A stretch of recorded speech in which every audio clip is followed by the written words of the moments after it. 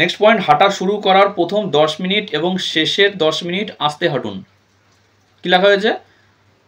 যেই evening walk বা morning walk করছেন, যে আপনি মাঠে গেলেন, অনেকের কাছে টাইম কম থাকে যে ফটাফট আমাকে ইভিনিং ওয়াক বা মর্নিং ওয়াক করে আমাকে ব্যাক আসতে হবে, ওরকম চিন্তাভাবনা করে কিন্তু মর্নিং ওয়াক বা ইভিনিং ওয়াক করলে হবে না। তার জন্য একটা ফিক্সড টাইম থাকলে ভালো, কারণ আপনি নিজের জন্য করছেন, নিজের শরীরের জন্য করছেন, বাকি কারোর জন্য করছেন না। তার জন্য একটু যে সময় বের করেছেন আপনি সকালে বা বিকালে, সকালে এক্সারসাইজ করা ভালো না বিকালে এক্সারসাইজ করা ভালো সেটাতে আমি পরে যাচ্ছি।